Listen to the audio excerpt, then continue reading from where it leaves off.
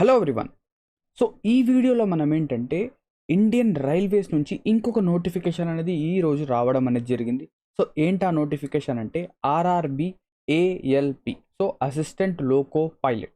So basically ఒక bus కానీ ఒక కార్ కానీ ఇది డ్రైవ్ చేసే వాళ్ళని మనం ఏమంటాం, డ్రైవర్స్ అంటాం. బట్ ఒక ట్రైన్ని ఒక ట్రైన్ని నడిపే వాళ్ళని మనం ఏమంటామంటే లోకో పైలట్స్ అంటాం, అవునా? సో ఈ లోకో పైలట్స్ ఎవరు ఉంటారో వాళ్ళకేంటంటే ఒక అసిస్టెంట్ యొక్క అవసరం అనేది ఉంటుంది. సో ఆ అసిస్టెంట్ యొక్క రిక్రూట్మెంట్ అనేది ఇప్పుడు మనకేంటంటే 2024 ఏఎల్పి నోటీస్లో రావడం అయితే జరిగింది. సో ఇక్కడ మీరు చూడొచ్చు, ఓకేనా? సో వీళ్ళు ట్రైన్ యొక్క ఇంజిన్ కంపార్ట్మెంట్లో కూర్చొని ట్రైన్ నడుపుతూ ఉన్నారు. సో ఈ ఏఎల్పి 2024 నోటిఫికేషన్లో మనకు ఏమేమి అడగడం అనేది లేదా ఏమి ఇవ్వడం జరిగింది, దీన్ని మనం ఏ విధంగా అప్లై చేయొచ్చు, ఓకేనా? ఇంకా ఎడ్యుకేషన్ క్వాలిఫికేషన్ ఏంటి, ఎగ్జామ్ ప్యాటర్న్ అనేది ఏ విధంగా ఉంటుంది, అన్నీ ఏంటంటే ఈ వీడియోలో మనం ఏంటంటే డిస్కస్ చేయబోతున్నాం. సో బేసికలీ ఈ వీడియోలో మనం ఏం డిస్కస్ చేయబోతున్నాం, సో దీని యొక్క డీటెయిల్స్, ఎగ్జామ్ అనేది ఎన్ని లెవెల్స్లో ఉంటుంది, first phase, second phase, CBT1, CBT2, మళ్ళీ CBT2లో రెండు కేటగిరీస్ ఉంటాయి, ఏ కేటగిరీ, బి కేటగిరీ. ఏ కేటగిరీ క్వాలిఫైయింగా లేదా బి కేటగిరీ క్వాలిఫైయింగా, అదేంటంటే ఇక్కడ చూడబోతున్నాం. దీని తర్వాత minimum age and maximum age అనేది ఎంత, ఏజ్ రిలాక్సేషన్ అనేది ఉందా లేదా అనేది చూడబోతున్నాం. దీని తర్వాత ఎడ్యుకేషన్ క్వాలిఫికేషన్, సో మీరు బీటెక్ కనుక చేస్తే అప్లై చేయొచ్చా, లేదా 10th ప్లస్ ITI కనుక చేస్తే అప్లై చేయొచ్చా, బీటెక్లో ఏ డిపార్ట్మెంట్స్ అప్లై చేయొచ్చు అది కూడా చూడబోతున్నాం. దీని తర్వాత సైకో టెస్ట్ అనేది ఏంటి అది కూడా చూడబోతున్నాం. ఇంకా లాస్ట్లో DV డాక్యుమెంట్ వెరిఫికేషన్ అనేది జరుగుతుంది, ఓకేనా? సో ఇది ఈ వీడియోలో మనం చూడబోతున్నాం. So first of all notice కనుక చూస్తే ఇక్కడ చూడండి, government of India, ministry of railway. So ఇది అఫీషియల్ నోటిఫికేషన్. సో ఈ అఫీషియల్ నోటిఫికేషన్ కనుక మీకు కావాలి అంటే మీరు ఏం చేయొచ్చు అంటే కింద డిస్క్రిప్షన్లో మీకు ఏంటంటే టెలిగ్రామ్, మా SSC Telugu official Telegram channel యొక్క లింక్ అనేది ఉంది. అక్కడి నుంచి ఏంటంటే మీరు ఈ నోటిఫికేషన్ ఏంటంటే డౌన్లోడ్ అనేది చేయొచ్చు, ఓకేనా? సో ఈ లింక్ అనేది టెలిగ్రామ్ ఛానల్ యొక్క లింక్ అనేది డిస్క్రిప్షన్లో ఇచ్చాను. సో ఇక్కడ చూడండి, centralised employment notice 01/2024 ALP. So ఎప్పటి నుంచి మీరు ఈ అసిస్టెంట్ లోకో పైలట్కి అప్లై చేయొచ్చు అంటే from the 20th of Jan, అంటే ఈ రోజు నుంచి మీరేంటంటే ఈ ఏఎల్పి ఎగ్జామినేషన్కి అప్లై అనేది చేయొచ్చు. ఎప్పటి వరకు, 19th of February వరకు, అంటే ఎగ్జాక్ట్గా మన దగ్గర 1 month టైం అనేది ఉంది. సో ఈ 1 month లోపల మనం ఏంటంటే అప్లై అనేది చేసుకోవచ్చు, ఓకేనా? దీని తర్వాత డేట్ ఫర్ మోడిఫికేషన్ విండో, అంటే ఒకవేళ మనం అప్లై చేసేటప్పుడు ఏదైనా తప్పులు కనుక జరిగితే వాటిని మనం చేంజ్ చేసుకోవాలి అంటే ఎప్పటి నుంచి ఎప్పటి వరకు చేంజ్ చేయొచ్చు, 20th నుంచి 29th వరకు. సో ఇక్కడ మనం చూస్తే దగ్గర ఒక 10 days మనకు టైం ఇచ్చారు. సో బేసికలీ మన SSC ఎగ్జామ్స్ కనుక చూస్తే ఇంత టైం పీరియడ్ అనేది ఉండదు, బట్ ఇక్కడ 10 days టైం ఇచ్చారు. సో ఇదే మంచి ఇనిషియేటివ్ ఇది, ఓకేనా? నెక్స్ట్ ఇక్కడ చూడండి, ఏజ్ లిమిట్ అనేది ఎంత. సో ఏజ్ లిమిట్ కనుక చూస్తే 18 సంవత్సరాల నుంచి 30 సంవత్సరాలు, 90 అంటున్నాను, సారీ, 30 years.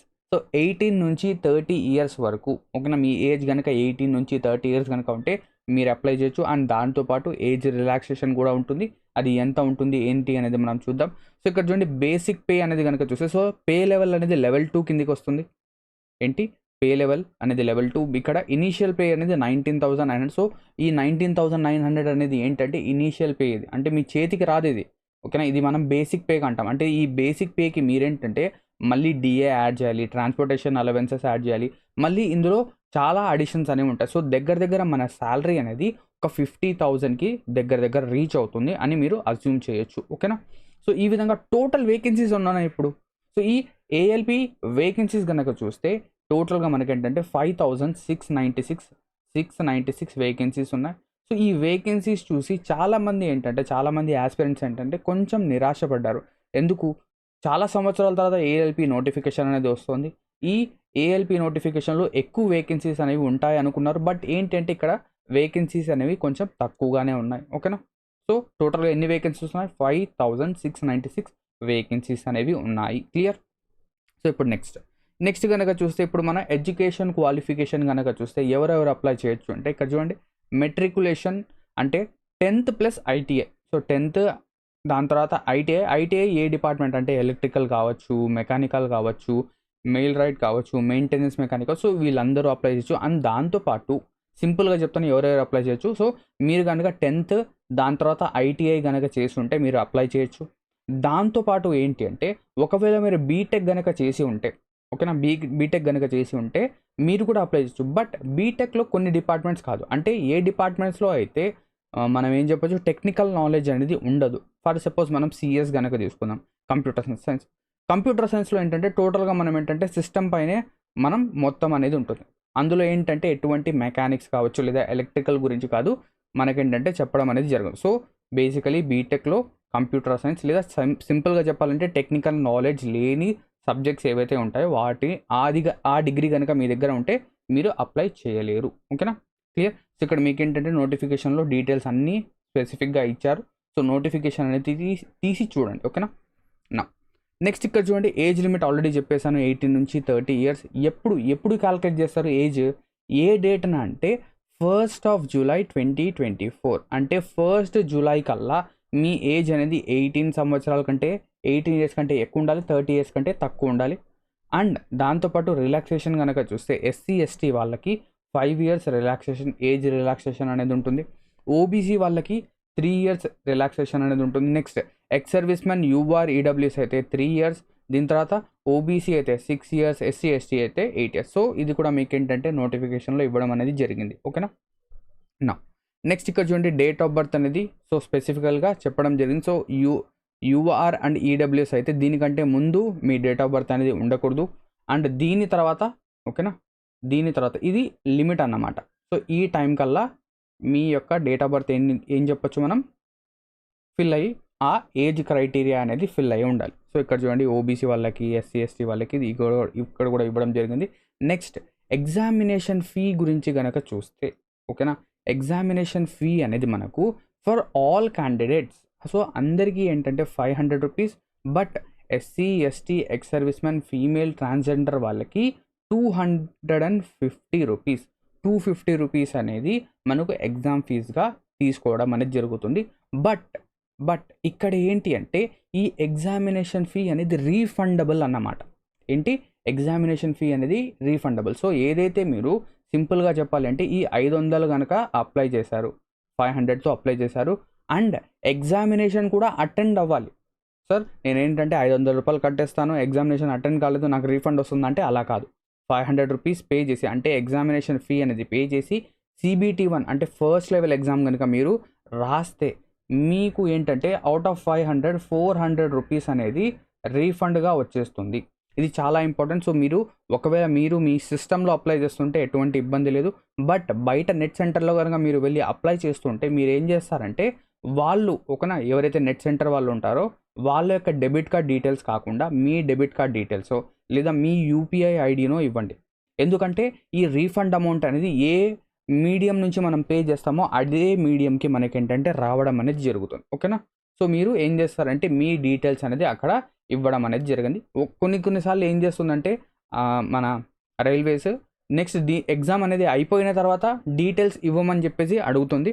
బట్ అది అడగచ్చు, అడగకపోవచ్చు. బట్ మనం ఏం చేద్దామంటే మనం అప్లై చేసేదేమో మన సొంతంగానే అప్లై అనేది చేద్దాం. సో మన డీటెయిల్స్ అనేవి ఎంటర్ చేసి అప్లై చేద్దాం. క్లియరా. సో ఈ విధంగా ఎగ్జామినేషన్ ఫీ అనేది ఉంటుంది. నెక్స్ట్ కనుక చూస్తే వేకెన్సీస్ ఏ డివిజన్లో, సో ఇక్కడ రైల్వేస్ కనుక చూస్తే ఇవి డివిజన్స్గా జోన్స్గా మనకి ఏంటంటే డివైడ్ అయింది. So northern zone, southern zone, south central zones, eastern zone, western zone. So ఈ విధంగా సో ఇక్కడ చూస్తే ఏ జోన్లో ఎన్ని వేకెన్సీస్ ఉన్నది అనేది ఇక్కడ మనం చూడొచ్చు.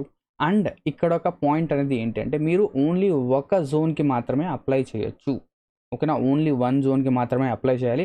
అలా కాదు నేను 2-3 జోన్స్కి అప్లై చేస్తానంటే మీ యొక్క క్యాండిడేచర్ అనేది క్యాన్సల్ అనేది చేసేస్తారు. సో ఓన్లీ ఒక జోన్కి మాత్రమే అప్లై అనేది చేయండి. సో ఇక్కడ చూడండి, బెంగళూరులో కనుక చూస్తే మనకు ఎన్ని వేకెన్సీస్ ఉన్నాయి టోటల్గా చూస్తే ఓకేనా. సో 473 వేకెన్సీస్ ఉన్నాయి. నెక్స్ట్ ఇక్కడ మనం కనుక చూస్తే ఇక్కడ సికింద్రాబాద్ చూడండి, సికింద్రాబాద్ చూస్తే 559, దీని తర్వాత 199 వేకెన్సీస్ అనేవి ఉన్నాయి. ఓకేనా. సో ఇంకా కావాలంటే మీరు చెన్నై కూడా వెళ్ళొచ్చు. సో ఇక్కడ చూడండి, చెన్నైలో కనుక చూస్తే ఓకేనా, చెన్నైలో 148 వేకెన్సీస్ అనేవి ఉండడం అనేది జరిగింది. క్లియరా. ఓకేనా. నా coming to the next one. So ఇక్కడ రిక్రూట్మెంట్ ప్రాసెస్ అంటే మన ఎగ్జామినేషన్ అనేది ఎలా జరుగుతుంది అంటే ఎన్ని ఫేజెస్లో జరుగుతుంది, ఎన్ని ఎగ్జామ్స్ ఉంటాయంటే ఇక్కడ చూడండి మనకు 2 స్టేజెస్లో ఎగ్జామ్స్ అనేవి జరుగుతాయి, CBT1, CBT2. So computer based test 1, computer based test 2. So ఈ CBT1 అనేది ఏంటి అంటే ఇది క్వాలిఫైయింగ్ ఇన్ నేచర్ అన్నమాట. సో ఇందులో క్వాలిఫై అయితే సరిపోతుంది, ఓకేనా. CBT1 ఎగ్జామినేషన్ మనం క్వాలిఫై అయితే సరిపోతుంది. అలా కాకుండా CBT2 కనుక చూస్తే, ఓకేనా, సెకండ్ లెవెల్ ఎగ్జామినేషన్ కనుక చూస్తే ఇందులో 2 లెవెల్స్ ఉంటాయి. ఇందులో కూడా 2 ఎగ్జామ్స్ అనేవి ఉంటాయి, ఎగ్జామ్ ఏ, ఎగ్జామ్ బి. ఎగ్జామ్ ఏ, ఎగ్జామ్ బి. సో ఎగ్జామ్ ఏ అనేది మనం చూస్తే ఇందులో మార్క్స్ అనేవి యాడ్ అవుతాయి. మనకు యాడ్ అవుతాయి. బట్ ఎగ్జామినేషన్ బి అనేది ఏంటంటే ఇది కూడా క్వాలిఫైయింగ్ ఇన్ నేచర్ మాత్రమే. సో ఫస్ట్ లెవెల్ క్లియర్ చేసాం. దాని తర్వాత మనకు లెవెల్ 2 నుంచి ఎగ్జామినేషన్ అయితే ఉంటుంది. సో లెవెల్ 2లో కూడా మళ్ళీ ఏంటంటే 2 ఎగ్జామ్స్ ఉంటాయి, ఓకేనా. 2 కేటగిరీస్, 2 సెక్షన్స్ ఉంటాయి.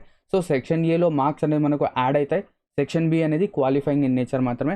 అండ్ దాని తర్వాత ఇక్కడ చూడండి CBAT. సో CBAT అనేది ఏంటి అంటే సైకో అన్నమాట. ఇది సైకోమెట్రిక్ టెస్ట్ అనమాట. సో సైకో అంటే ఎవడో సీరియల్ కిల్లర్ అలా అనుకున్నారు, అలా కాదు. సో సైకో అనేది ఏంటంటే మీ యొక్క ఎబిలిటీ అనేది, ఓకేనా. సో ఇప్పుడు మీరు ట్రైన్ అనేది నడుపుతున్నారు. సో కొన్నిసార్లు ఏంటంటే ఇన్స్టెంట్గా మనం ఏంటంటే డెసిషన్స్ అనేవి తీసుకోవాలి. అటువంటి మీ డెసిషన్ మేకింగ్ స్కిల్ కావచ్చు, లేదా మీ యొక్క నర్వ్ యొక్క కనెక్షన్, సో మీ ఐస్, మీ బ్రెయిన్ అనేవి ఏ విధంగా వర్క్ చేస్తాయి అనేది ఈ సైకో టెస్ట్లో ఏంటంటే ఏం చేస్తారు, టెస్ట్ అనేది చేస్తారు సైకో టెస్ట్లో. సో ఈ సైకో టెస్ట్ అనేది కూడా మనకేంటంటే క్వాలిఫైయింగ్ ఇన్ నేచర్ కాదు. ఇది క్వాలిఫైయింగ్ ఇన్ నేచర్ కాదు. ఇందులో ఏంటంటే మార్క్స్ అనేవి యాడ్ అవుతాయి. ఇందులో కూడా మనకేంటి మార్క్స్ అనేవి యాడ్ అవుతాయి. బట్ ఎంత పర్సంటేజ్ ఆఫ్ మార్క్స్ అనేవి యాడ్ అవుతాయి అంటే ఇందులో 30% ఆఫ్ ద మార్క్స్. అంటే సైకోలో మీకు ఎన్నైతే మార్క్స్ వస్తాయో అందులో 30%. దీని తర్వాత ఈ CBT2లో ఏలో 70%, అంటే 70%, 30%. సో ఇప్పుడు ఫర్ సపోజ్ ఇక్కడ CBT2 ఏలో మనకు 100 మార్క్స్ వచ్చాయనుకోండి, ఎంత తీసుకుంటారు, 100లో 70%. సో ఇక్కడ 30. సో 70-30 ఇలా 70%, 30% రెండు యాడ్ చేసి ఫైనల్ మెరిట్ లిస్ట్ అనేది తీస్తారు. సో ఈ రెండింటిని మనం కంబైన్ చేసిన తర్వాత ఫైనల్ మెరిట్ అనేది వస్తుంది. సో ఫైనల్ మెరిట్ ఎప్పుడు వస్తుంది, ఈ రెండింటిని మనం కంబైన్ చేసిన తర్వాత నెక్స్ట్ దాని తర్వాత మీ డాక్యుమెంట్స్ అనేవి వెరిఫై చేస్తారు.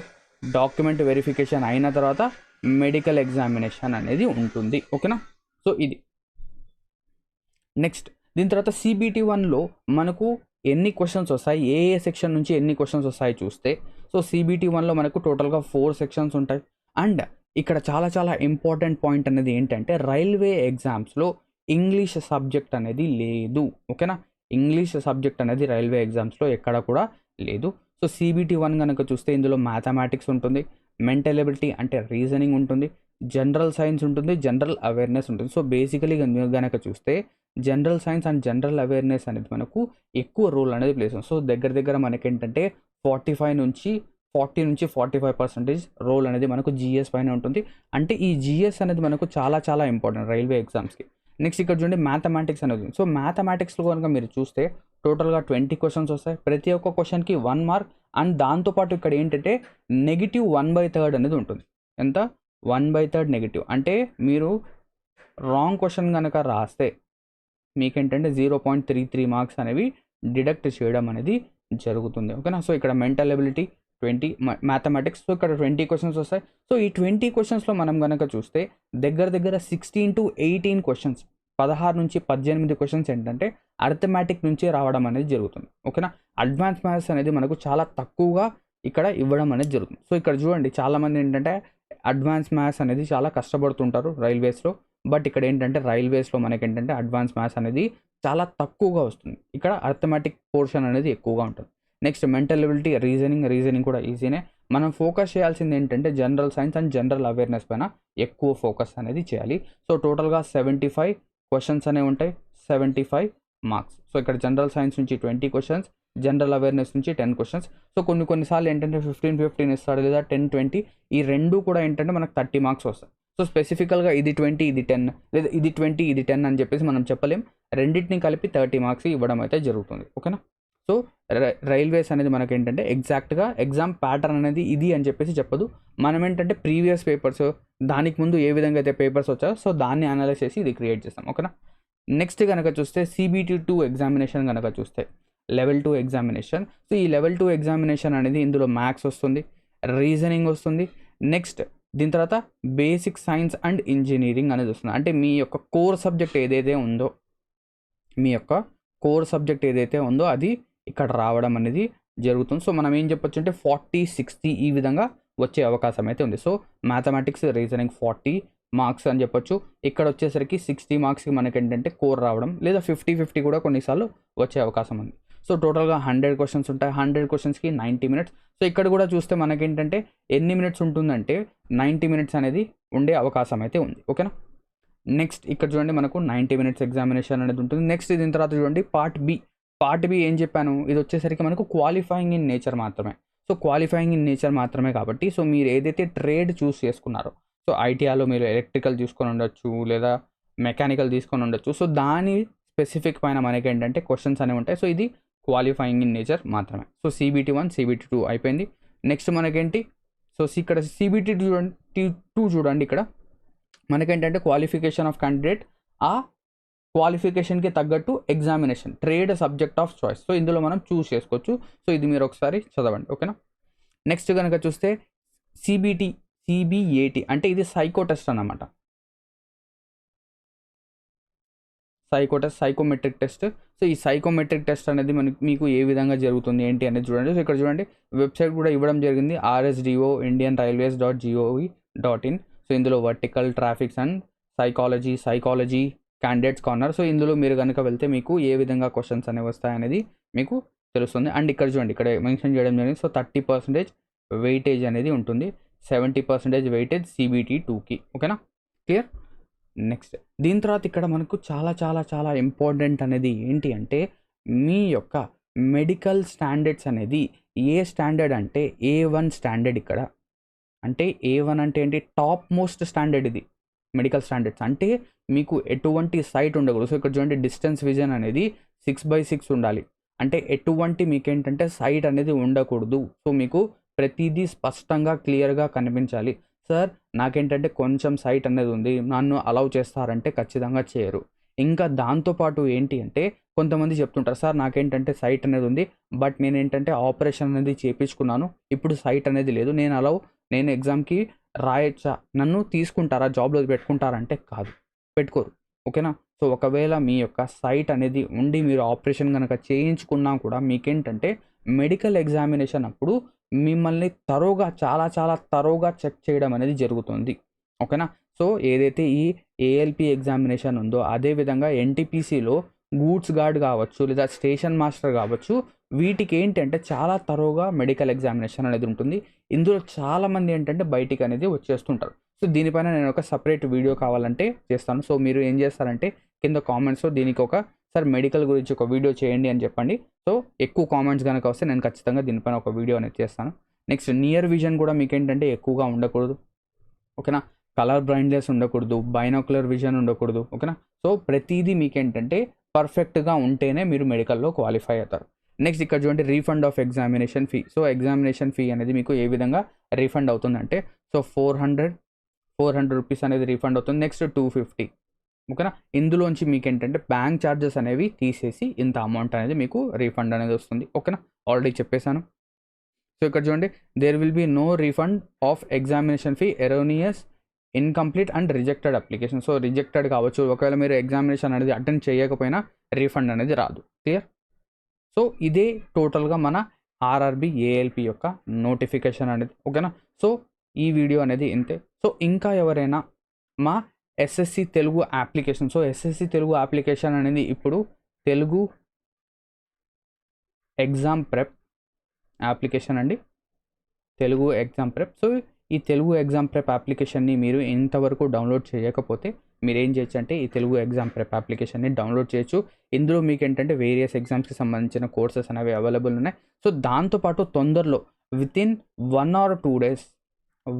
or 2 days మీకేంటంటే రైల్వేస్కి సంబంధించిన కోర్స్ కూడా మేమేంటంటే తొందరలోనే లాంచ్ అనేది చేస్తాం.